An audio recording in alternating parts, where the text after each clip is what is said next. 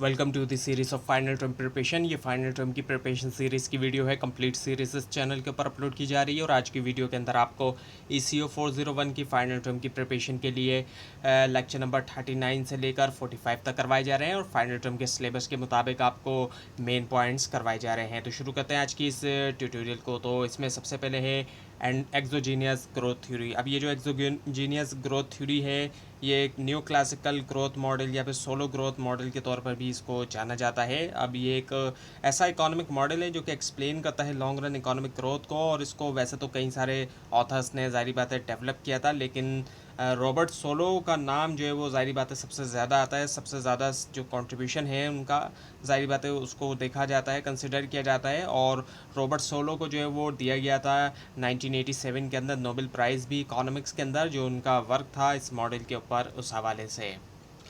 लेकिन कई सारे जो है ज़ाहिर बात है क्रिटिसिज्म या फिर मेजर वीकनेसेस सामने आती हैं एक्सोजीनियस ग्रोथ मॉडल की। सो अगर हम इसके क्रिटिसिज्म को देखते हैं या फिर जो वीकनेसेस हैं, तो पहली बात तो ये कि ये जो मॉडल है ये इग्नोर करता है एंटरप्रेन्योरशिप को, और ये कंसिडर नहीं करता रोल एंटरप्रेन्योर्स का। ज़ाहिर बात है एंटरप्रेन्योर्स की वजह से जो है वो क्या होता है कि इनोवेशन होती है। और इसके अलावा ये कि ये ओवरलुक कर देता है, नज़रअंदाज कर देता है जो इंस्टीट्यूशंस हैं, जैसे कि गवर्नमेंट लॉज और सोशल स्ट्रक्चर, इनका जो ज़ाहिर बात है जिस तरह से ये सपोर्ट करते हैं इकोनॉमिक ग्रोथ को, तो ये इग्नोर कर देता है, ओवरलुक कर देता है, नज़रअंदाज कर देता है। इसके अलावा ये कि टेक्नोलॉजिकल प्रोग्रेस, अब ये मॉडल ये अज्यूम करता है कि टेक्नोलॉजिकल प्रोग्रेस ऑटोमेटिकली होती है, लेकिन एक्सप्लेन नहीं करता है कि वो कैसे और क्यों होती है। ये भी नहीं करता है, एक तरफ तो ये कहता है खुद से होती है। तो फिर हुआ क्या, इन तमाम फेलिंग्स की वजह से जितने भी क्रिटिसिज्म और वीकनेसेस आपको बताए गए, इनकी वजह से क्या हुआ कि डेवलपमेंट होती है एंडोजीनियस ग्रोथ थ्योरी की, जो कि एंडोजेनाइज करती है टेक्नोलॉजिकल प्रोग्रेस और जो नॉलेज की एक्यूमुलेशन है उसको भी। सो एक्सोजीनियस ग्रोथ थ्योरी जो है उसने सफ़र किया तीन मेजर वीकनेसेस से। ये एक्सप्लेन नहीं कर सकी जो गैप थे पुअर और रिच कंट्री के दरमियान, और इसके अलावा ये एक्सप्लेन नहीं कर सकी कि कुछ कंट्री जो है ईस्ट एशिया के अंदर, उनके अंदर जो है वो अपेरेंटली तौर पे ग्रोन हुई कंसिस्टेंटली जो है on the back of higher saving rate, और इसने जो है मॉडल किया टेक्नोलॉजी को एज एक्सोजीनियस, और जो इन्फ्लुएंस ऑफ पॉलिसी उससे आगे जाकर। और एंडोजीनियस ग्रोथ थ्योरी की हम बात करते हैं तो इकोनॉमिक्स के अंदर एंडोजीनियस ग्रोथ थ्योरी या फिर न्यू ग्रोथ थ्योरी जो है इसको ये जो डेवलप की गई 1980 के अंदर, और ये एक रिस्पांस था जो क्रिटिसिज्म किए गए थे न्यू क्लासिकल ग्रोथ मॉडल के ऊपर, उसके रिस्पांस में उसके जवाब के अंदर। और जो न्यू क्लासिकल ग्रोथ मॉडल है उसके अंदर जो लॉन्ग रन होता है ग्रोथ का वो एक्सोजीनियसली तौर पे डिटरमाइन किया जाता है, अज्यूम करते हुए एक सेविंग रेट या फिर जो रेट होता है टेक्नोलॉजिकल प्रोग्रेस का, और ये एक्सप्लेन नहीं करता ओरिजिन ऑफ ग्रोथ, जो कि बनाता है न्यू क्लासिकल मॉडल का जो अपेयर है वो बहुत ही अनरियलिस्टिक। और इंडोजीनियस ग्रोथ थ्योरीज इसको देखते हैं ओवर सिंप्लीफिकेशन के तौर पर भी। सो एंडोजीनियस ग्रोथ थ्योरी जो है वो ट्राई करती है ओवरकम करना, मुकाबला करना ये जो शॉर्ट कमिंग है, किस तरीके से बिल्ड करते हुए मैक्रो इकोनॉमिक मॉडल जो है माइक्रो इकोनॉमिक फाउंडेशंस में से, क्योंकि जो ज़ाहिर बात है क्लासिकल की फाउंडेशन है वो तो माइक्रो इकोनॉमिक्स है। सो हाउस होल्ड को जो है वो अज्यूम किया जाता है कि वो मैक्सिमाइज़ करें यूटिलिटी, ज़ाहिर बात है बजट कॉन्स्टेंट को भी ज़ाहिर बात है मद्देनज़र रखते हुए, जबकि फर्म जो है वो मैक्सिमाइज़ करेंगे प्रॉफिट। और क्रूशल इंपॉर्टेंस जो है यूजुअली तौर पे दी जाती है प्रोडक्शन जो है न्यू टेक्नोलॉजीज़ और जो ह्यूमन कैपिटल हैं, और इंजन जो है ग्रोथ के लिए उसको वो जो है हो सकता है सिंपल, जैसे कि constant return to scale production है, या फिर जो ज़्यादा कॉम्प्लिकेटेड सेटअप होता है स्पिल ओवर इफेक्ट्स के साथ, इंक्रीजिंग नंबर ऑफ गुड्स और जो इंक्रीजिंग क्वालिटीज़ वगैरह। नाउ दी लैंड, अब लैंड की हम बात करते हैं तो मैल्थूस ने 1798 के अंदर फॉर इंस्टेंट नोट किया कि जो सप्लाई है लैंड की, स्पेशली एग्रीकल्चर लैंड की, वो फिक्स है, जबकि पॉपुलेशन जो है वो राइज़ हो रही है। तो लैंड की हम ज़ाहिर बात है लैंड ऐसी चीज़ होती है जिसको बढ़ाया नहीं जा सकता। सो मैल्थूस ने यही देखा कि जो लैंड है स्पेशली एग्रीकल्चर लैंड वो तो फिक्स रही है, लेकिन जब के जो पॉपुलेशन है ज़ाहिर बात है उसके अंदर तेज़ी से जो है वो इजाफा होता जा रहा है। सो लैंड जो है ज़ाहिर बात है एक ऐसा नेचुरल रिसोर्सेज की टाइप है जो कि प्रोडक्शन के अंदर जाता है, इसके ऊपर प्रोडक्शन के लिए इसको यूज़ किया जाता है। और जो दूसरे टाइप है नेचुरल रिसोर्सेज की, जैसे कि मिनरल वाटर या टिम्बर वगैरह, लकड़ी वगैरह, यानी कि और जो इम्पोर्टेंट पॉइंट है इन रिसोर्स के बारे में वो ये कि इनमें से कुछ ऐसे हैं जो नॉन रिन्यूएबल हैं, जैसे कि ऑयल है, कोल है, गैस है और दूसरे मिनरल्स भी है, जबकि दूसरे जैसे कि टिम्बर या फ़िश वगैरह जो है वो आ जाते हैं। ये इम्पॉर्टेंट है कि देखा जाए इन कंसर्न्स को कंसिड्रेशन में जब बात की जाए एबिलिटी के बारे में एक particular type of nature resource के कि वो एक्ट करे as a engine of growth, यानी कि ग्रोथ के लिए वो जो है ज़ाहिर बात है उसको लिया जाए, एक तरह से वो ग्रोथ में करामत हो। Big four in case of short run की अगर हम बात करते हैं तो लॉन्ग रन के अंदर स्पेशली जो लो इनकम कंट्रीज़ होते हैं, रिलेशनशिप जो होता है फोर वेरिएबल्स के दरमियान, इकोनॉमिक ग्रोथ, एंटरप्रेन्योरशिप, इंस्टीट्यूशन और टेक्नोलॉजी, वो जो है कॉम्प्लिकेटेड जो है ज़ाहिर बात है वो जो है हो सकता है। और शॉर्ट रन के अंदर क्या है कि जो फोर बिग ऑब्जेक्टिव्स हैं फास्टर ग्रोथ के, लोअर अनएम्प्लॉयमेंट यानी कि बेरोज़गारी कम होना, लो इन्फ्लेशन होना, और जो avoidance balance of payment deficit है, ये तमाम जो है वो रिलेटेड हैं। और ये तमाम जो है वो डिपेंड करते हैं एग्रीगेट डिमांड के ऊपर और वेरी करते हैं कॉस्ट ऑफ ट्रेड के साथ, ट्रेड साइकिल के साथ, सॉरी। एक्सपेंशनरी फेज के अंदर, ट्रेड साइकिल के अंदर जो एग्रीगेट डिमांड है वो ग्रो होती है रैपिडली, तेज़ी से, और जो गैप होता है एक्चुअल और पोटेंशियल आउटपुट के दरमियान वो नैरो होता है, और अनएम्प्लॉयमेंट जो है वो फॉल होती है, गिर जाती है, यानी कि बेरोज़गारी के अंदर कमी आती है। जबकि राइजिंग डिमांड की वजह से डिमांड में इजाफा होने के से प्रेशर पड़ता है ज़ाहिर बात है प्राइजेस के ऊपर, तो उससे क्या होता है कि इन्फ्लेशन होती है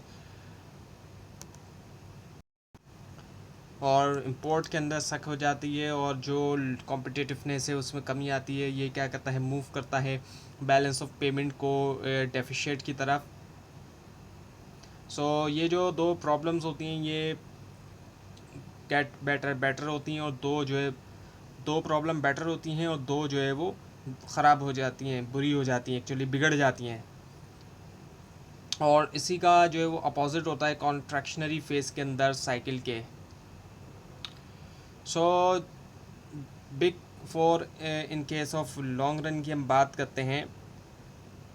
लॉन्ग रन के अंदर जैसे कि पहले भी आपको बताया गया था कि स्पेशली जो लो इनकम कंट्रीज़ होते हैं, जो रिलेशनशिप होता है फोर वेरिएबल्स के दरमियान, इकोनॉमिक ग्रोथ, एंटरप्रेन्योरशिप, इंस्टीट्यूशन और टेक्नोलॉजी, वो जो है कॉम्प्लिकेटेड जो है वो हो सकता है। इन्फ्लेशन अनएम्प्लॉयमेंट की हम बात करें तो अब ये एक ऐसी चीज़ है जो कि फ़िलिप कर्व्स के अंदर, आपने पिछली वीडियोस अगर देखी होंगी तो फ़िलिप कर्व्स में ये बात आ चुकी है कि एक चीज़ अगर बढ़ती है तो एक चीज़ कम होती है, यानी कि महंगाई बढ़ेगी तो बेरोज़गारी कम होगी। ये फ़िलिप कर्व्स के अंदर ये बात जो है वो बताई गई। लेकिन ज़ाहिर बात है जब स्टैगफ्लेशन होता है तो ऐसे सिचुएशन में दोनों चीज़ें बढ़ रही होती हैं। तो हमारे कंट्री में भी कई बार ऐसी चीज़ देखने में आती है कि एक तरफ महंगाई भी बढ़ रही है तो दूसरी तरफ बेरोज़गारी भी बढ़ रही है, तो उसको स्टैगफ्लेशन कहा जाता है। और ग्रोथ इन्फ्लेशन की हम बात करते हैं तो ये इकोनॉमिक ग्रोथ जो है मुमकिन तौर पे ज़ाहिर बात है उससे क्या होता है कि प्रेशर पड़ता है प्राइस के ऊपर, अगर कोई स्लैक नहीं होता इकोनॉमी के अंदर, और ज़्यादा जब प्रोडक्शन होती है तो वो रिक्वायर करती है वर्कर्स को कि वो ज़ाहिर बात है फिर ओवर टाइम भी करें, वो ओवर टाइम करें, जब ज़्यादा प्रोडक्शन है तो फिर ओवर टाइम भी करें, और मशीन्स जो है वो यूज़ हों 24 आवर्स अ डे। और ग्रोथ अनएम्प्लॉयमेंट की हम बात करते हैं। जो एपिसोड है हाई इकोनॉमिक ग्रोथ की, तो उसमें क्या होता है कि करेक्टराइज होती है ये लो अनएम्प्लॉयमेंट से, यानी कि इसमें अनएम्प्लॉयमेंट लो होती है।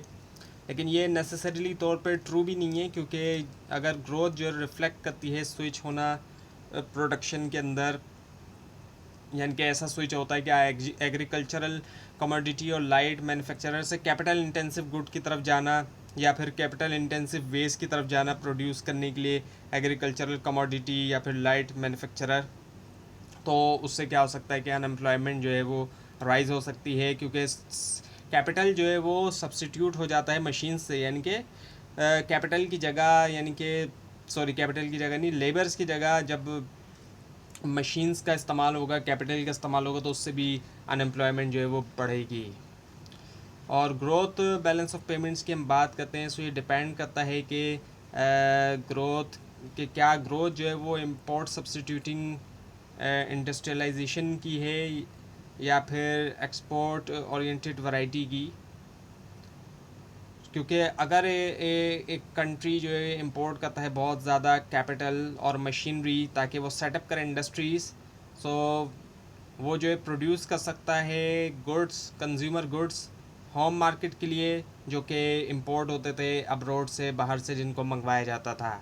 और बैलेंस ऑफ पेमेंट अनएम्प्लॉयमेंट की बात करें तो जो इम्पैक्ट होता है बैलेंस ऑफ पेमेंट डेफिसिट का अनएम्प्लॉयमेंट को के ऊपर, वो कुछ इस तरीके से हम डिस्क्राइब कर सकते हैं कि अगर balance of payment deficit largely तौर पर रिफ्लेक्ट करता है कंज्यूमर्स को कि वो स्विच कर रहे हैं लोकल गुड्स से इंपोर्ट्स की तरफ, यानी कि अपनी कंट्री के अंदर बनने वाले गुड्स से वो जा रहे हैं इंपोर्टेड गुड्स की तरफ।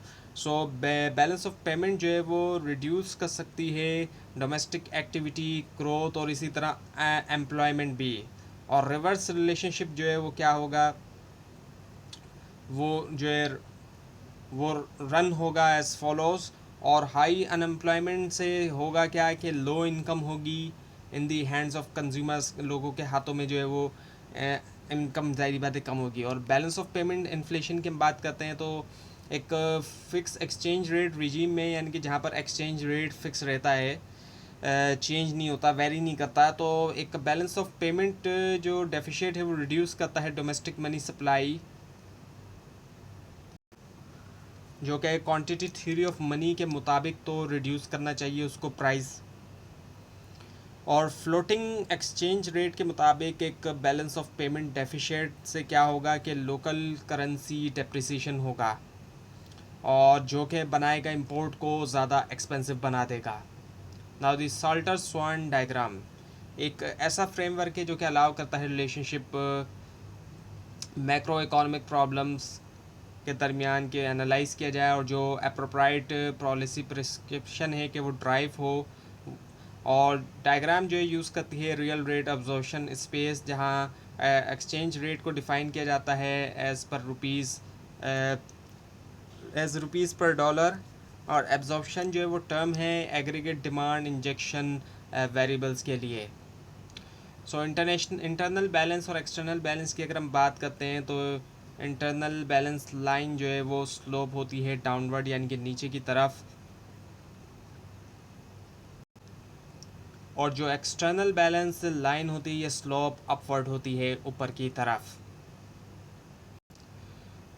अगर हम फिस्कल पॉलिसी की बात करते हैं तो फिस्कल पॉलिसी ज़ाहिर बात है गवर्नमेंट की तरफ से होती है, तो ये गवर्नमेंट की इनकम एंड एक्सपेंडिचर पॉलिसी होती है, क्योंकि गवर्नमेंट ने ज़ाहिर बात है गवर्नमेंट के पास इनकम भी आती है और गवर्नमेंट ने बहुत से एक्सपेंसेस भी करना होते हैं।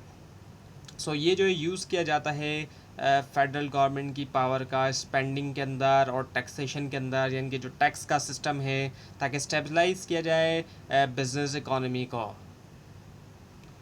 और गवर्नमेंट परचेज़ की हम बात करते हैं तो गवर्नमेंट परचेज़ के अंदर क्या होता है कि एक्सपेंडिचर किया जाता है फाइनल गुड्स और सर्विसेज के ऊपर, और ये किया जाता है गवर्नमेंट सेक्टर्स की तरफ से। और गवर्नमेंट परचेज़ को यूज़ किया जाता है ऑपरेट करने के लिए गवर्नमेंट, और प्रोवाइड करना पब्लिक गुड्स जैसे कि हाईवे वगैरह, रोड्स वगैरह।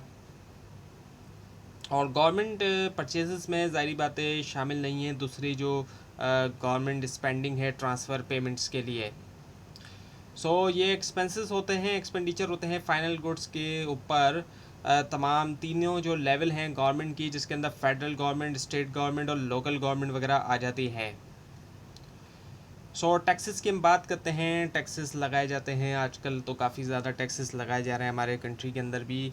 जनरली तौर पे टैक्सेस जो है वो कैपिटलिस्ट कंट्री के अंदर लगाए जाते हैं। So any sort of forced cost payment to government, ज़ाहिर बात है पेमेंट होती है एक तरह की, ये जो गवर्नमेंट को दी जाती है, और ये फोर्स्ड भी होती है, कॉस्ट भी होती है। ज़ाहिर बात है गवर्नमेंट एक तरह से ज़बरदस्ती जो है वो लोगों से जो है वो कलेक्ट करती है। और प्राइमरी रीज़न जो है वो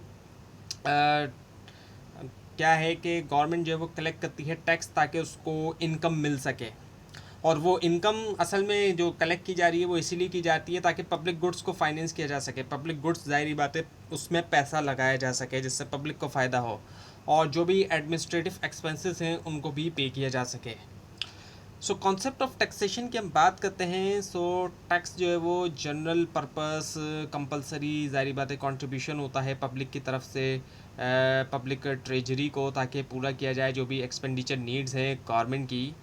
और ज़ाहिर बात है अगर गवर्नमेंट टैक्स भी नहीं लेगी तो फिर ऐसे सिचुएशन के अंदर वो डिलीवर नहीं कर सकेगी सर्विसेज, जैसे कि लॉ एंड ऑर्डर सिचुएशन है, पब्लिक एडमिनिस्ट्रेशन है, नेशनल डिफेंस है, फिर यह सब्सिडाइज हेल्थ है, और इसके अलावा एजुकेशन भी। तो इन तमाम चीज़ों के लिए ही टैक्स को लगाया जाता है, और गवर्नमेंट की ज़ाहिर बात है जिम्मेदारी है कि जब वो इतना टैक्स ले तो फिर इन तमाम चीज़ों को भी प्रोवाइड करें। अब ज़ाहिर बात है इस पे भी डिबेट है टैक्सेशन के हवाले से, क्योंकि इतना जब टैक्स दिया जाता है।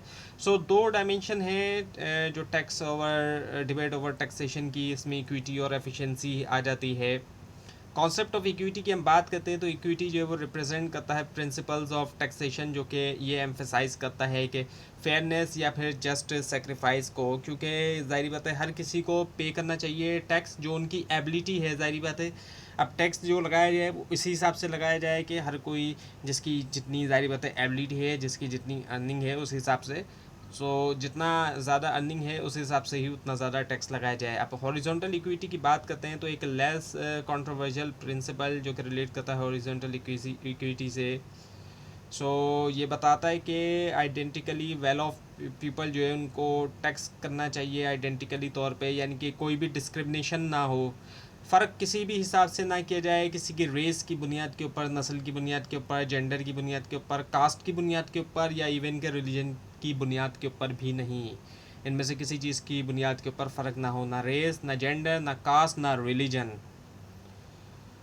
और कॉन्सेप्ट ऑफ एफिशिएंसी की हम बात करते हैं तो इस कॉन्सेप्ट को इलस्ट्रेट करने के लिए यूज़फुल होता है कि डेवलप किया जाए अंडरस्टैंडिंग के Pareto efficient allocation of economic resources से क्या मुराद है। और ये वो सिचुएशन होती है जहाँ पर इम्पॉसिबल होता है कि मूव किया जाए अनदर एलोकेशन की तरफ, जो कि बनाती है कुछ लोगों को better off and nobody worse off, यानी कि कुछ को तो बेहतर बनाएगी लेकिन बाकी किसी को के लिए बुरी सूरत हाल पैदा नहीं होगी। और प्रोडक्शन पॉसिबिलिटी फ्रंटियर के कॉन्सेप्ट के कॉन्टेक्स्ट के मुताबिक अगर हम देखते हैं, सो जो पॉइंट होते हैं फ्रंटियर के ऊपर वो पेरेटो एफिशिएंट होते हैं, क्योंकि पॉसिबल नहीं होता कि मूव किया जाए अनदर पॉइंट के ऊपर बगैर इनकर किए हुए कुछ अपॉर्चुनिटी कॉस्ट। अब ये कॉन्सेप्ट आपको तब समझ में आएगा अगर आपने प्रोडक्शन पॉसिबिलिटी कर्व पढ़ा हुआ है पिछले लेसन्स के अंदर। तो वहाँ पे होता क्या है कि ज़ाहिर बात है जो फ्रंटियर के ऊपर पॉइंट्स होते हैं वहाँ पर अपॉर्चुनिटी कॉस्ट को दिखाया जा रहा होता है कि एक चीज़ अगर बेटर होगी तो दूसरी चीज़ ज़ाहिर बात है उसको लूज़ करना पड़ेगा। सो टाइप्स ऑफ टैक्सेस की हम बात करते हैं तो टैक्स के अंदर डायरेक्ट टैक्सेस भी होते हैं, इनडायरेक्ट होते हैं। डायरेक्ट टैक्स की हम बात करते हैं तो टैक्स जो कि इनकम के ऊपर लगाया जाता है, जिसके अंदर वेजेस भी आ जाती है, रेंट आ जाता है, इंटरेस्ट आ जाता है, प्रॉफिट आ जाता है, यूजुअली ट्रांसफ़र पेमेंट होती है ये। और पर्सनल इनकम टैक्स होते हैं जो कि इंडिविजुअल की इनकम के ऊपर लगाया जाता है, जो कि प्राइमरी सोर्स होता है रेवेन्यू का फेडरल गवर्नमेंट के लिए भी, और बिग सोर्स होता है, बड़ा सोर्स होता है स्टेट और लोकल गवर्नमेंट के लिए भी। और in principle personal income tax जो है वो प्रोग्रेसिव बेस्ड होते हैं। प्रोग्रेसिव का मतलब यही होता है कि ज़ाहिर बात है जैसे जैसे सैलरी बढ़ती जा रही है, लोगों की इनकम बढ़ती चली जा रही है, तो टैक्स का जो रेट है वो भी बढ़ता चला जाएगा। कॉर्पोरेट इनकम टैक्स की हम बात करते हैं, एक टैक्स होता है जो कि अकाउंटिंग प्रॉफिट्स के ऊपर होता है, कॉरपोरेशंस के, कंपनीज़ के। और ये टैक्स जो है वो सिर्फ होता है कॉरपोरेशंस के ऊपर, और एक्सक्लूड कर दिया जाता है ऐसे बिजनेसेस को जो कि प्रोप्राइटरशिप या पार्टनरशिप है, यानी कि ये टैक्स जो है वो प्रोप्राइटरशिप या पार्टनरशिप के ऊपर नहीं लगता है। ऐसे बिजनेसेस के ऊपर जो कि सिंगल ओनर हैं या फिर पार्टनरशिप है उनके ऊपर नहीं लगता, ये सिर्फ कंपनीज़ के ऊपर लगता है। और सेल्स टैक्स की हम बात करते हैं तो एक टैक्स जो कि रिटेल सेल्स के ऊपर लगता है। ज़ाहिर बात है जो रिटेलर्स से सामान ख़रीदा जाता है, जो कि हम रिटेलर्स से जाके ख़रीदते हैं, अब चाहे वो हम सुपरमार्केट से ख़रीदें या किसी शॉप से, तो वो जो उसके ऊपर टैक्स लगा होता है उसको सेल्स टैक्स कहते हैं। और ये भी ज़ाहिर बात है एक मेजर सोर्स जो है वो होता है स्टेट और लोकल गवर्नमेंट्स के लिए। एक्सरसाइज टैक्स की बात करें तो एक टैक्स जो कि स्पेसिफिक गुड के ऊपर लगाया दिया जाता है, किसी भी ख़ास गुड के ऊपर लगा दिया जाएगा। जो मोस्ट कॉमन एक्साइज टैक्स आ जाते हैं वो लगाया जाता है अल्कोहल के ऊपर, टोबैको के ऊपर और गैसोलाइन के ऊपर, इन चीज़ों के ऊपर लगा दिया जाता है। इसको हम एक्साइज टैक्स कहते हैं। वैल्यू एडिड टैक्स लगाया जाता है जो कि एक्स्ट्रा वैल्यू एडिड के ऊपर होता है। जब जब कोई भी चीज़ प्रोडक्शन से गुजरती है, बनती है, तो उसकी जो भी एक्स्ट्रा वैल्यू एडिड होती है उसके ऊपर लगाया जाता है, उसको हम कहते हैं वैल्यू एडिड टैक्स कहते हैं। रिग्रेसिव टैक्स होता है एक ऐसा टैक्स जिसमें ज़्यादा इनकम के लोग जो है वो पे करते हैं स्मॉलर परसेंटेज ऑफ टैक्स। ये प्रोग्रेसिव का उलट है। यहाँ पर जो ज़्यादा जिनकी इनकम है वो उनको कम टैक्स पे करना पड़ेगा, उनकी जो परसेंटेज है वो कम होगी। और जो ज़ाहिर बात है ज़्यादा इनकम वाले उनकी तो कम परसेंटेज कम होगी, लेकिन जिनकी कम इनकम है उनकी परसेंटेज ज़्यादा होगी। इसको हम रिग्रेसिव टैक्स कहते हैं। ये प्रोग्रेसिव का उलट होता है। तो ज़ाहिर बात है इस तरह के टैक्स से बर्डन उन लोगों के ऊपर आता है जिनकी कम जो है ज़ाहिर बात है इनकम होती है। और प्रोपोर्शनल टैक्स होता है एक ऐसा टैक्स होता है जिसको फ्लैट टैक्स भी कहते हैं। फ्लैट टैक्स इसलिए कहते हैं कि यहाँ पर सेम परसेंटेज ऑफ इनकम लगाई जाती है। चाहे जितनी भी इनकम बढ़ती चली जाए परसेंटेज सेम रहेगी। यानी कि फॉर एग्जांपल अगर 5% टैक्स लगा हुआ है तो जितनी भी इनकम हो जाए, चाहे 1 लाख है, चाहे 1 मिलियन है, या इवन के 10 मिलियन क्यों ना हो, तो तब भी वो 5% ही टैक्स रहेगा। सो प्रोग्रेसिव टैक्स जैसे कि पीछे भी आ चुका है, जैसे जैसे परसेंट इनकम बढ़ती जाती है लार्जर परसेंटेज जो है वो पे करना होगा, इनकम के साथ परसेंटेज बढ़ती चली जाएगी। Now the expenditures and the effects of fiscal policy. So expenditure को कैटेगराइज किया जाता है रिकरेंट और डेवलपमेंट के तौर पर भी। और जो डेवलपमेंट है इसमें जो है वो शामिल होता है इंटरेस्ट पेमेंट जो है डेट के ऊपर, सैलरीज और जो एडमिनिस्ट्रेटिव एक्सपेंसेस होते हैं तमाम गवर्नमेंट मिनिस्ट्रीज़ और सॉरी ये रेकरेंट के अंदर आ जाता है। ये रेकरेंट के अंदर जो शामिल है ये इसके अंदर इंटरेस्ट पेमेंट ऑन डेब्ट आ गया और सैलरीज आ गई। इसके अलावा एडमिनिस्ट्रेटिव एक्सपेंस होते हैं तमाम गवर्नमेंट मिनिस्ट्रीज़ के ऊपर और डिपार्टमेंट वगैरह के ऊपर। और जो डेवलपमेंट होता है इसके अंदर कैपिटल एक्सपेंडिचर आ जाते हैं। और एग्ज़ाम्पल अगर हम लें जैसे कि बिल्ड करना एक स्कूल या हॉस्पिटल, इसके अलावा एक नया रेलवे सिस्टम डालना, मोटरवे वगैरह बिल्ड करना, सो ये डेवलपमेंट वगैरह के अंदर आ जाते हैं।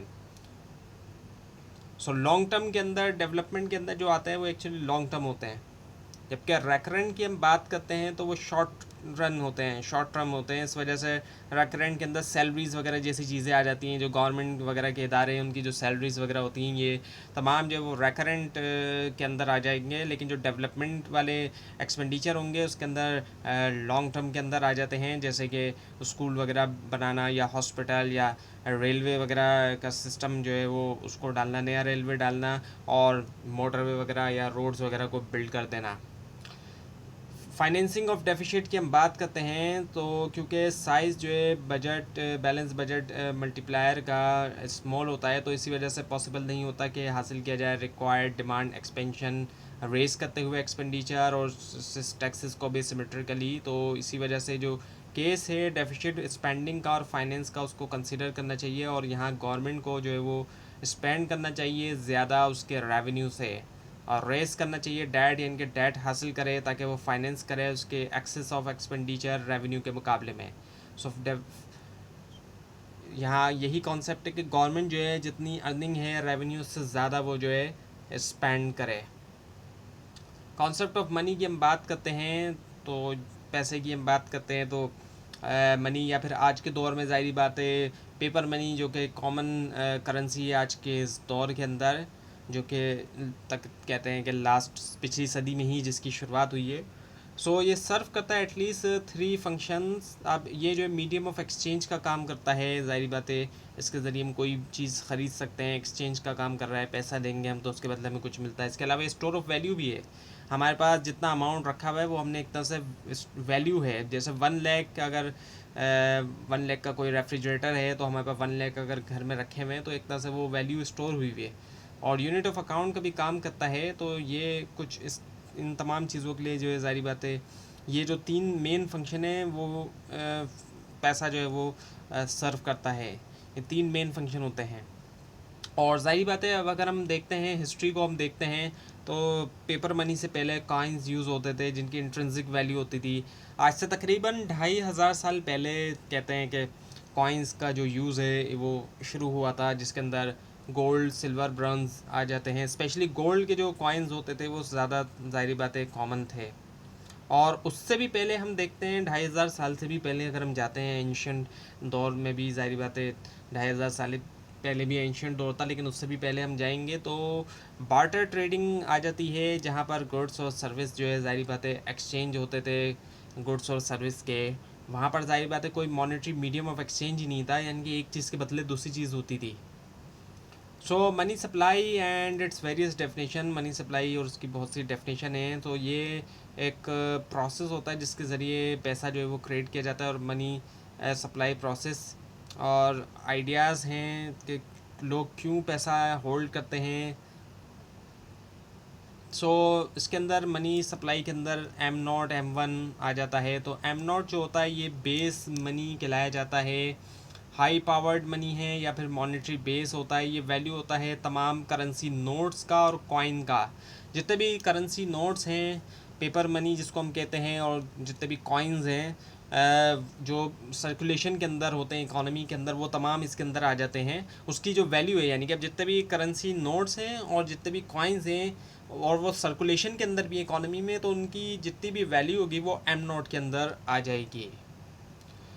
और M1 की हम बात करते हैं तो इसके अंदर M0 भी शामिल है, जो पीछे आपको बताया गया है। इसी के साथ साथ तमाम करंट डिपॉजिट जितने भी कमर्शियल बैंक्स के अंदर रखवाए गए हैं, तमाम करंट डिपॉजिट जो रखवाया जाता है कमर्शियल बैंक्स के अंदर, जो हम यूज़ करते हैं, जो पब्लिक को सर्विस प्रोवाइड करते हैं कमर्शियल बैंक्स, वहाँ पे जितना भी ज़ाहिर बात है करंट डिपॉजिट रखवाया जा रहा है वो भी शामिल होगा M0 के साथ इसके अंदर।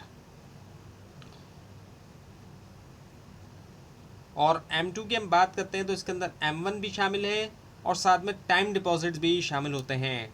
अब टाइम डिपॉजिट्स वो होते हैं जिसमें ज़ाहिर बात है होल्डर्स जो है वो विड्रॉ कर सकते हैं पैसा, जब वो कुछ बैंक को कुछ नोटिस देते हैं उसके बाद ही। ज़ाहिर बात है टाइम डिपॉजिट के अंदर ऐसा नहीं हो सकता कि फ़ौरन से विड्रॉ कर लिया जाए पैसा। उसमें ज़ाहिर बात है टाइम लगता है, यूजुअली फ्यू मंथ्स नोटिस उनको देना पड़ता है पैसा निकालने से पहले। What do commercial banks do? अब कमर्शियल बैंक्स करते क्या हैं, जो पब्लिक को सर्विस भी प्रोवाइड करते हैं, ये जो है क्या करते हैं, डिपॉजिट लेते हैं। एक तरह से जो डिपॉजिट है वो बोरो मनी होता है। लोग जो डिपॉजिट करवा रहे होते हैं वो एक तरह से बैंक को खुद वो लोन दे रहे होते हैं वो, और फिर बैंक उसी पैसे से दूसरों को लोन देता है, लैंड करता है। और इंटरेस्ट रेट जो वो पे करते हैं डिपॉजिट के ऊपर वो लोअर होता है, इंटरेस्ट रेट जो वो चार्ज करते हैं। ज़ाहिर बात है जो लोग डिपॉजिट करवा के उनको जो इंटरेस्ट रेट दे रहा होता है बैंक, वो ज़ाहिर बात है उससे कम होता है जिस इंटरेस्ट रेट पे वो खुद लोन देता है किसी को भी जब कोई बैंक के पास आता है। तो वो जो डिफरेंस होता है वो ज़ाहिर बात है वो बैंक का प्रॉफिट होता है। और मनी क्रिएशन प्रोसेस होता है। हम जो है अब स्टडी कर सकते हैं मनी सप्लाई या क्रिएशन प्रोसेस। इमेजिन करें गवर्नमेंट जो है चाहती है कि बाय करे पेंसिल जिनकी वर्थ है 10 रुपीज़ उसके ऑफिशियल्स के लिए, और सप्लायर फर्म जो है जो कि कहलाई जाती है S, और उसका डिपॉजिट अकाउंट है बैंक A के अंदर। बाय करने के लिए पेंसिल गवर्नमेंट जो है वो कहती है सेंट्रल बैंक से कि वो प्रिंट करे 10 रुपीज़ का नोट और दे उसको गवर्नमेंट को। इस एक्शन की वजह से क्या होगा कि M0 जो है वो एक्सपेंड होगा, उसके अंदर इजाफा होगा 10 रुपीज़ से M0 के अंदर, जो कि पीछे आपको बताया गया, क्योंकि उसके अंदर ज़ाहिर बात है करेंसी आ जाती है। तो अब अगर हम बैलेंस शीट की बात करते हैं सेंट्रल बैंक की, तो जिस तरीके से ऑर्गेनाइजेशंस के अंदर बैलेंस शीट बनाई जाती है, तो सेंट्रल बैंक भी ज़ाहिर बात है ऑर्गेनाइजेशन है, और यहाँ पर भी जो है ज़ाहिर बात है बैलेंस शीट जो है वो बनाई जाती है। और पाकिस्तान का जो सेंट्रल बैंक है ज़ाहिर बात है वो स्टेट बैंक ऑफ पाकिस्तान है। और बैलेंस शीट आपके सामने यहाँ पर मौजूद एक फॉर्मेट दिया गया है कि इसके अंदर क्या है, एसेट्स, लाइबिलिटीज़ और ओनर्स इक्विटी होते हैं। तो एसेट वाला जो सेक्शन होता है बैलेंस शीट का, उसके अंदर कुछ ये चीज़ें आ जाती हैं जैसे कि लॉन्स टू गवर्नमेंट जो गवर्नमेंट को दिया गया है। इसके अलावा फॉरेन एक्सचेंज रिज़र्व जो होता है फॉरेक्स इसको कहा जाता है, और जो लोन दिया जाता है प्राइवेट सेक्टर को, तो ये चीज़ें एसेट्स के अंदर आ जाती हैं। और जो लाइबिलिटीज़ होती हैं उसके अंदर नोट्स आ जाते हैं, कॉइन्स आ जाते हैं, करेंसी इन सर्कुलेशन आ जाती है। इसके अलावा government and commercial paper deposit आ जाता है, लिक्विडिटी पेपर इशूड भी इसके अंदर आ जाता है।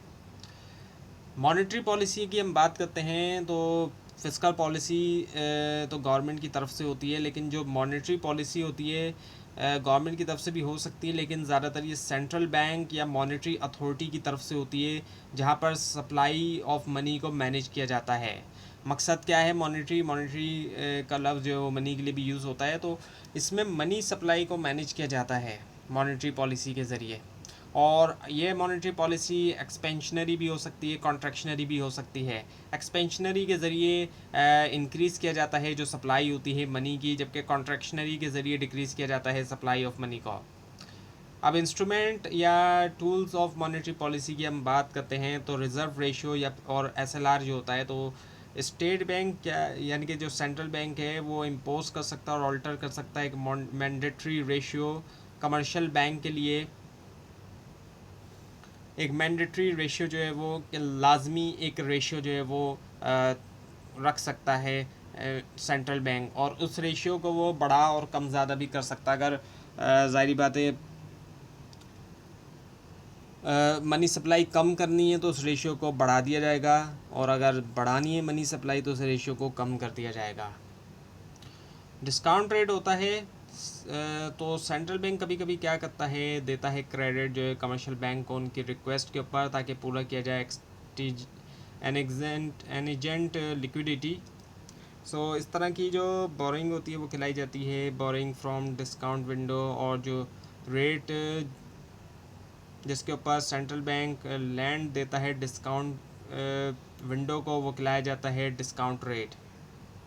ओपन मार्केट ऑपरेशन होता है, सेंट्रल बैंक करता है open market operation frequent basis के ऊपर, और टिपिकली तौर पे इसमें क्या होता है कि सेंट्रल बैंक बाय या सेल करता है गवर्नमेंट सिक्योरिटीज़ कमर्शियल बैंक्स को, जिसके अंदर टी बिल्स और बॉन्ड्स आ जाते हैं। फॉरेन एक्सचेंज मार्केट इंटरवेंशन की हम बात करते हैं तो in the context of balance of payment एक परचेज़ या फिर जो सेल ऑफ फॉरेन एक्सचेंज होती है सेंट्रल बैंक की तरफ से, उसका जो एक IPSO इफ़ेक्ट होता है मनी सप्लाई के ऊपर, क्योंकि सेंट्रल बैंक को जो है वो पे करना होता है लोकल करेंसी ताकि वो बाय कर सके foreign currency. Now the functions of central bank. अब सेंट्रल बैंक के क्या क्या फंक्शंस हैं, डिफरेंट फंक्शंस हैं सेंट्रल बैंक के, कमर्शियल बैंक के भी फंक्शंस होते हैं। सो लास्ट रिजॉर्ट होने की वजह से सेंट्रल बैंक को बेल आउट करना पड़ता है, लाजमी तौर पर बेल आउट करना होगा कमर्शियल बैंक्स को। ऐसे कमर्शियल बैंक्स जो कि ज़ाहिर बात है टेम्प्रेरी लिक्विडिटी शॉर्टफॉल्स हैं, तो सेंट्रल बैंक ही रोल प्ले करता है बैंक्स को ज़ाहिर बात है हेल्प करने में। जब कभी भी कमर्शियल बैंक्स को प्रॉब्लम आ रही होती है तो ये सेंट्रल बैंक का काम होता है कि उनको हेल्प करे। और एज द सुपरवाइज़र के तौर पर फाइनेंशियल सिस्टम की इसको इंश्योर करना होता है गुड हेल्थ, मॉनिटर करते हुए कमर्शियल बैंक की जो लैंडिंग है, कैपिटल एडिक्वेसी और जो लिक्विडिटी पोजीशन है। सेंट्रल बैंक मॉनिटर भी होता है मैनेजमेंट का और जो गवर्नेंस होती है फाइनेंशियल इंस्टीट्यूशन की, और किसी भी थ्रेट का जो कि स्टेबिलिटी के लिए होता है फाइनेंशियल सिस्टम की, क्योंकि फाइनेंशियल सिस्टम ज़ाहिर बात है उसको लुक आफ्टर करना जो है वो जिम्मेदारी सेंट्रल बैंक की होती है। सो बिगेस्ट इंटरवेनर होने की वजह से फॉरेन एक्सचेंज मार्केट के अंदर ये रिस्पॉन्सिबल होता है फॉर एक्सचेंज रेट पॉलिसी के लिए भी, बैलेंस ऑफ पेमेंट के लिए भी। So why do people hold money. अब लोग अपने पास पैसा क्यों होल्ड करते हैं, तो उसके कुछ मोटिव्स हैं। एक तो ट्रांजैक्शन मोटिव होता है, क्योंकि लोगों को ज़ाहिर बात है ट्रांजैक्शन होती है करनी, इसी वजह से वो होल्ड करते हैं कैश। अब ज़ाहिर बात है लोग सारा पैसा भी बैंक में रखवा सकते हैं, लेकिन रोज़मर्रा के अखराजात जो होते हैं ज़ाहिर बात है उन्होंने खाना भी ख़रीदना है, खाना है, और ज़ाहिर बात है कपड़े वगैरह भी उन्होंने ज़रूर ख़रीदने हैं। तो ऐसी सिचुएशन के अंदर उनको ज़ाहिर बात है पैसे रखना पड़ते हैं। और प्रिकॉशनरी मोटिव भी होते हैं। अब रोज़मर्रा के अखराजात के साथ साथ लोगों को कभी कभी प्रिकॉशनरी तौर पर भी पैसा रखना पड़ता है। कोई इमरजेंसी आ जाए, कोई ऐसी सिचुएशन आ जाती है कि अचानक से कोई बड़ा ख़र्चा निकल आता है, तो उसके लिए भी उन्हें पैसा रखना पड़ता है। एसेट मोटिव्स के लिए भी रखते हैं, जिसको स्पेकुलेटिव या इन्वेस्टमेंट मोटिव भी कहा जाता है। तो लोग जो है वो क्या कहते हैं, पैसा रखना चाहते हैं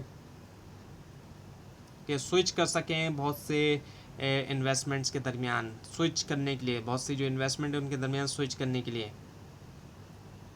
सो कंसिडर करें एक पर्सन को जिसके पास कुछ लैंड है और वो होल्ड करता है कुछ बॉन्ड, और उसके पास कुछ जो है ज़ाहिर बात है स्टॉक मार्केट इन्वेस्टमेंट है। अब अगर हम डिमांड फॉर मनी की बात करते हैं, जो डिमांड है मनी की, पैसे की, सो जो डिमांड मनी डिमांड है एमडी, ये इंक्रीज़ होती है इनकम लेवल के साथ और गिरती है इंटरेस्ट रेट्स के साथ। जब इंटरेस्ट रेट के साथ जो है वो गिर जाएगी और जो इनकम लेवल है उसके साथ ये बढ़ जाएगी। और यहाँ इनकम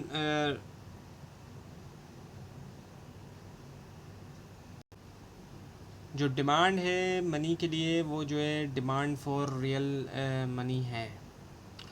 एलएम कर्व की हम बात करते हैं तो शो करता है कॉम्बिनेशन रियल आउटपुट का भी और रियल इंटरेस्ट रेट का, जिसके ऊपर मनी मार्केट जो है वो इक्विलिब्रियम में होती है। एक्सपेंशनरी फिजिकल पॉलिसी की हम बात करते हैं तो फिजिकल पॉलिसी ज़ाहिर बात है गवर्नमेंट की तरफ से होती है। तो जब एक्सपेंशनरी फिजिकल पॉलिसी होती है तो इंक्रीज़ हो जाता है गवर्नमेंट स्पेंडिंग के अंदर। उससे क्या होता है कि राइट वर्ड शिफ्ट हो जाता है आईएस कर्व, और उसकी वजह से क्या होता है कि दोनों इक्विलिब्रियम इंटरेस्ट रेट और इनकम के अंदर भी इजाफा होता है।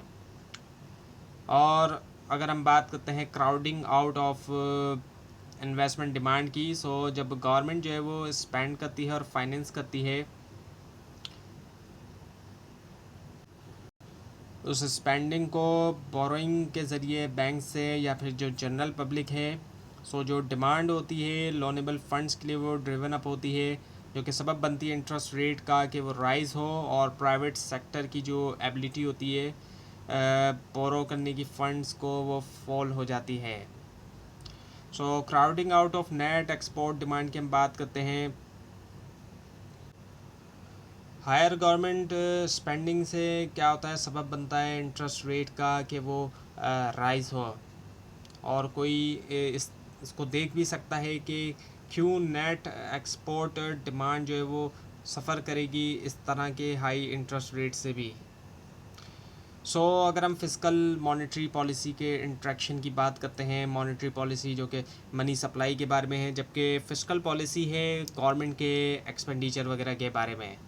अगर इकॉनमी जो है वो रिसेशन के अंदर नहीं है एंड डज नॉट पर से उसके पास नहीं है एक्सेस कैपेसिटी या फिर स्लैक, जो अब प्रिस्क्राइब साइमल्टेनियस मॉनेटरी और फिस्कल पॉलिसी है, फिस्कल एक्सपेंशन है, वो सक्सीड नहीं हो सकता इंक्रीज इन इनकम या आउटपुट में। क्यों? रीज़न है प्राइजेस, क्योंकि हमने ये अब तक अज्यूम किया है कि एस कांस्टेंट प्राइजेस जो है वो रिस्पॉन्ड देते हैं रेडिली तौर पर डिमांड प्रेशर को, और इकॉनमी जो है वो पहुंचती है फुल एम्प्लॉयमेंट लेवल को। एक्सपेंशनरी मॉनेटरी और फिस्कल पॉलिसी जो है इंक्रीजिंगली तौर पे प्रेशर डालेगी प्राइस को कि वो राइज हो। यानी कि होगा क्या कि जब एक्सपेंशनरी मॉनेटरी पॉलिसी होगी और फिस्कल पॉलिसी होगी, उससे प्राइजेस के ऊपर प्रेशर होगा कि उनके अंदर जो है ज़ाहिर बात है इजाफा हो। इंटरनेशनल ट्रेड की हम बात करते हैं तो जब हम इंटरनेशनल ट्रेड कहते हैं तो इसका मतलब ये होता है कि एक्सचेंज होती है गुड्स और सर्विसेज डिफरेंट कंट्रीज़ के दरमियान, एक से ज़्यादा ज़ाहिर बात है कंट्रीज़ के दरमियान होती है जब हम इंटरनेशनल ट्रेड की हम बात करते हैं। Why do countries trade? अब ट्रेड क्यों करती हैं कंट्रीज़? ज़ाहिर बात है ट्रेड की कई सारी वजूहत होती हैं। कॉम्पिटिटिव एडवांटेज थ्योरी दी गई इसी हवाले से, और ट्रेड को करने का ज़ाहिर बात है मकसद ये होता है कि ऐसी चीज़ें इंपोर्ट की जाएं जो एक कंट्री के लिए पॉसिबल नहीं है अपनी कंट्री के अंदर प्रोड्यूस करना, और ऐसी चीज़ें ज़ाहिर बात है एक्सपोर्ट की जाएं जो जिसके अंदर स्पेशलाइज्ड है वो कंट्री उस तरह की प्रोडक्ट्स को प्रोड्यूस करने के अंदर। और जो कंपैरेटिव एडवांटेज का कॉन्सेप्ट है, इलस्ट्रेट करने के लिए कॉन्सेप्ट जो है हम जो है एग्जांपल लेते हैं दो equi size and equi endowment countries की, यूके और यूएस की। यूएस में प्रोड्यूस होते हैं 40 यूनिट्स और 60 यूनिट्स जो है वो कॉटन और फूड के, जबकि यूके के अंदर 30 और 20 यूनिट्स होते हैं कॉटन और फूड्स के। सो अब यहाँ सिचुएशन हम देखते हैं तो क्लियरली तौर पे यूएस के पास एब्सोल्यूट एडवांटेज है दोनों के अंदर। एब्सोल्यूट एडवांटेज क्यों है? क्योंकि यूएस के अंदर दोनों ही चीज़ें ज़्यादा प्रोड्यूस हो रही हैं। 40 और 60 यूनिट्स प्रोड्यूस हो रहे हैं कॉटन और फूड के। 40 जो है वो कॉटन के और 60 जो है वो फूड के। और यूके के अंदर 30 जो है कॉटन के और 20 जो है वो फूड के। तो इसी वजह से यूएस के अंदर एब्सोल्यूट एडवांटेज है इन दोनों का। जो सोर्स है कंपैरेटिव एडवांटेज की वो कहाँ से है? जो सोर्स है वो जो है वो हो सकता है प्रोडक्टिविटी डिफरेंशियल या फिर डिफरेंसेस होना फंड फैक्टर एंडाउनमेंट के अंदर, और जो वेलफेयर इफ़ेक्ट्स है टैरिफ का।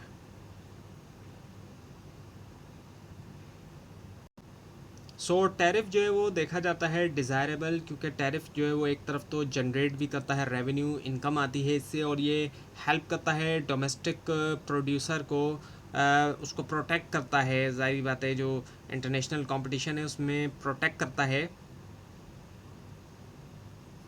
लेकिन ये ज़ाहिर बात है अक्सर ऐसा भी होता है कि ये लीव कर देता है डोमेस्टिक कंज्यूमर को वर्स ऑफ भी, डोमेस्टिक कंज्यूमर की अगर हम बात करते हैं। अगर हम बात करते हैं इंटरनेशनल फाइनेंस की, तो इससे मुराद जो है वो अगर हम देखें तो मोबिलिटी होती है फाइनेंस कैपिटल की अक्रॉस कंट्रीज़, और जो प्रॉब्लम्स और अपॉर्चुनिटी हैं ये मोबिलिटी प्रेजेंट करती है कि इंडिविजुअल्स कंट्री के साथ जो है, ज़ाहिर बात है जब फाइनेंस जो है वो इधर से उधर जाता है तो प्रॉब्लम्स भी आती हैं वहाँ पर इस मोबिलिटी के अंदर, और अपॉर्चुनिटीज़ भी जो है ज़ाहिर बातें आती हैं। अगर हम बात करते हैं types of transaction on the capital account, तो इसके अंदर फॉरेन डायरेक्ट इन्वेस्टमेंट है, फॉरेन पोर्टफोलियो इन्वेस्टमेंट है, इसके अलावा debt flow and aid flows आ जाते हैं। Growth in private capital flows. जो राइज होता है प्राइवेट कैपिटल फ्लो के अंदर वो हाईलाइट करता है जो स्पीड होती है इंटीग्रेशन की फाइनेंशियल मार्केट की across the world. International capital mobility की अगर बात करें, अगर दोनों कंट्रीज़ जॉइंटली तौर पे लिबरलाइज करें उनके कैपिटल अकाउंट को, तो जो कुछ कैपिटल है वो फ्लाई करेगा कैपिटल रिच कंट्रीज़ से कैपिटल स्केर्स कंट्रीज़ तक, ताकि एडवांटेज हासिल किया जा सके हायर इंटरेस्ट रेट का जो कि वहाँ पर है। और ये जो है इक्वलाइज करेगा सप्लाई ऑफ कैपिटल जो है दोनों कंट्रीज़ के अंदर, जिसकी वजह से क्या होगा कि उनके जो इंटरेस्ट रेट होंगे वो इक्वलाइज हो जाएंगे।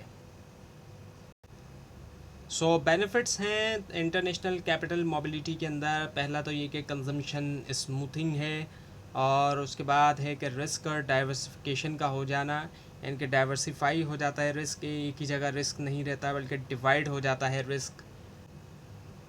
फिस्कल पॉलिसी भी इफ़ेक्टिव बन जाती है जो कि गवर्नमेंट की तरफ से होती है। और डिसएडवांटेजेस भी हैं इंटरनेशनल कैपिटल मोबिलिटी की, कि मॉनेटरी पॉलिसी जो है वो इफ़ेक्टिव हो जाती है। मॉनेटरी पॉलिसी जो कि मनी सप्लाई की पॉलिसी होती है सेंट्रल बैंक की तरफ से, और कैपिटल फ्लोज जो है वो प्रो साइकिल हैं, और इसी वजह से ये एग्जेसरबेट करते हैं बूम बस्ट साइकिल को। और ग्लोबल कैपिटल जो है वो हाईली वॉलेटाइल है, जो कि बनाता है कंट्रीज़ टारगेट जो है स्पेकुलेशन का। अब है theories about the problems of low income countries. तो कई सारी थ्योरीज दी गई हैं। पहली है कि poverty trap theory. Poverty trap theories जो है वो एक्सप्लेन करती है जो रिलेटिव पॉवर्टी है थर्ड वर्ल्ड कंट्रीज़ की ट्विन गैप्स की कॉन्टेक्स्ट के अंदर, और गैप के अंदर फॉरेन एक्सचेंज गैप आ जाता है और एक अंडरलाइंग सेविंग गैप आ जाता है। इसके अलावा प्रेबिश सिंगर हाइपोथेसिस है, एक राइवल थ्योरी थी जिसने लोकेट किया रीजंस जो है परसिस्टेंट पॉवर्टी के लिए स्ट्रक्चर ऑफ ट्रेड के अंदर रिच और पुअर कंट्रीज़ के दरमियान। और इस हाइपोथेसिस ने मेंटेन किया कि जो लो इनकम कंट्रीज़ हैं वो स्टक हो गए प्रोडक्शन के अंदर प्राइमरी गुड्स की, ऐसी प्रोडक्ट्स जो कि प्राइमरी प्रोडक्ट्स थी उसकी प्रोडक्शन के अंदर ही वो स्टक रहे, उससे आगे नहीं बढ़ सके। और डेवलपमेंट थ्रू थ्रेड की हम बात करते हैं तो 1970 तक ये सोचा जाता था कि लो इनकम कंट्रीज़ को जो है वो ज़रूरत होती है कि वो डेवलप करें उनकी इंपोर्ट कॉम्पिटिंग इंडस्ट्रीज़ और रिड्यूस करें डिपेंडेंस होना कंज्यूमर गुड्स इंपोर्ट, स्विच करते हुए डोमेस्टिकली प्रोड्यूस गुड्स, और इसी तरह अटेन करना सेल्फ सफिशेंसी और foreign exchange adequacy. Asian east Asian model की हम बात करते हैं तो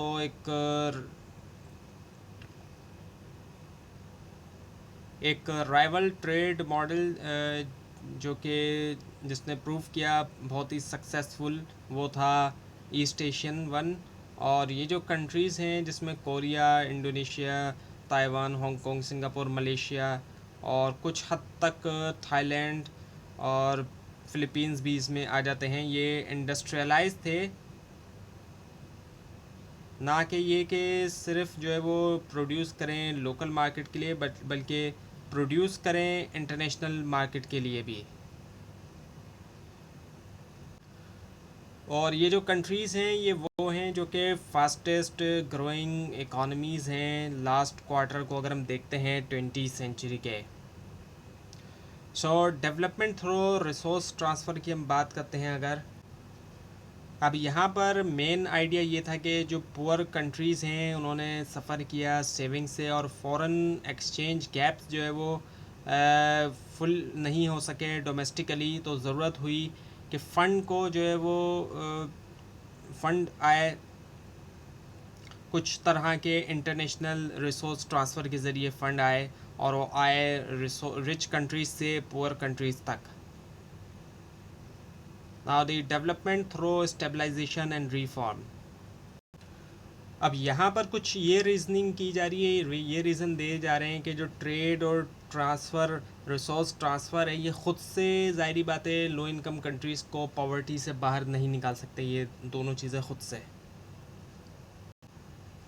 IMF स्टेबलाइजेशन पॉलिसीज़ की अगर हम बात करते हैं, IMF जो कि इंटरनेशनल मॉनेटरी फ़ंड है, ज़्यादातर जो IMF की स्टेबलाइजेशन पॉलिसीज़ आई हैं वो ड्राइव हुई हैं न्यू क्लासिकल इकोनॉमिक्स से आई हैं। अच्छा, टाइट मॉनेटरी पॉलिसी की अगर हम बात करते हैं तो टाइट मॉनेटरी पॉलिसी के अंदर होता क्या है कि मनी सप्लाई को कम किया जाता है, और इस तरह करते हुए डिमांड जो होती है उसको रिड्यूस किया जाता है, और इंटरेस्ट रेट जो है वो उसको ज़ाहिर बात है हाई किया जाता है और रिड्यूस हो जाती है, जिससे प्राइवेट सेक्टर की कंजम्पशन, इन्फ्लेशन के अंदर, महंगाई के अंदर कमी आती है, और जो डोमेस्टिक सेविंग होती है उसके अंदर बहुत ज़्यादा इजाफा जो है वो देखने में भी आता है। और टाइट फिस्कल पॉलिसी की हम बात करते हैं तो इसमें भी ज़ाहिरी बात है डिमांड रिड्यूसिंग होती है, हायर रेवेन्यू होता है, इंक्रीज़ होता है टैक्स, और रिड्यूस किया जाता है एक्सपेंडिचर, यानी कि ख़र्चा जो है वो कम किया जाता है। एक तरफ टैक्स बढ़ाया जा रहा है तो ख़र्चा जो है वो कम किया जाता है सब्सिडीज़ के ऊपर, पब्लिक सेक्टर और कॉरपोरेशन वगैरह के ऊपर। डिवैल्यूएशन जो होती है इससे जो है वो प्राइस के अंदर इजाफा हो सकता है इंपोर्ट्स के, जिसके अंदर नेसेसिटीज़ भी शामिल होती हैं, रॉ मटेरियल भी, और इन्वेस्टमेंट गुड्स भी शामिल होते हैं। डिमांड रिडक्शन पॉलिसीज़ जो होती हैं गवर्नमेंट की तरफ से, वो अक्सर जो है वो एंटी ग्रोथ साबित होती हैं, यानी कि होती तो वो लगता है कि डिमांड रिडक्शन के लिए की जा रही हैं, लेकिन उनके नुकसानात ये होते हैं कि इकॉनमी की जो ग्रोथ होती है उसके मुखालिफ चली जाती है, इकॉनमी की ग्रोथ जो है वो रुक जाती है। क्योंकि क्या होता है कि टैक्स को जब बढ़ाया जाता है तो उससे जो होता है प्रोडक्टिव सेक्टर, उसके ऊपर ज़ाहिर बात है बहुत बड़ा फ़र्क पड़ता है प्रोडक्टिव सेक्टर के ऊपर, और ज़्यादा टैक्स बढ़ने से क्या होता है कि डिफ़िकल्ट होता है और बर्डन जो है वो फॉल करता है कम जो टैक्स पेयर लोग होते हैं उनके ऊपर, और गवर्नमेंट एक्सपेंडिचर के अंदर जो कमी आती है उससे रिड्यूस हो जाती है पब्लिक इन्वेस्टमेंट जो है इंफ्रास्ट्रक्चर के अंदर, एजुकेशन के अंदर और हेल्थ के अंदर भी, और हायर इंटरेस्ट रेट की वजह से डिस्करेज हो जाता है जो प्राइवेट इन्वेस्टमेंट होती है वो। और स्टेबलाइजेशन हर्ट्स द पुअर, तो होता क्या है कि जो एक्सपेंडिचर कट होता है वो हमेशा जो है वो पार्टली तौर पर फॉल करता है सोशल सेक्टर के ऊपर, जो कि ज़ाहिरी बात है ज़्यादातर रिलेट करता है, रिलेवेंट होता है जो पुअर क्लास होती है उनके ऊपर, और उसके अंदर फिर वो हेल्थ आ जाती है, एजुकेशन आ जाती है, फूड या फर्टिलाइज़र्स और जो सब्सिडीज़ वगैरह आ जाती हैं, और इन तमाम चीज़ों से फिर ज़ाहिर बात है पॉलिटिकल इंस्टेबिलिटी भी कंट्री के अंदर जो है वो देखने में आती है। तो ये थी आज की वीडियो। आपको इस बारे में कोई क्वेश्चन है, ख़ासतौर पर इसमें कोई मिस्टेक दिखाई दे, ज़रूर हाईलाइट कीजिए, और इस पूरी सीरीज़ को देखने के लिए और फाइनल टर्म एग्जाम्स की प्रिपरेशन के लिए इस चैनल को सब्सक्राइब कीजिए, बेल आइकन के ऊपर क्लिक कीजिए। Thanks for watching this video and best of luck for your exams.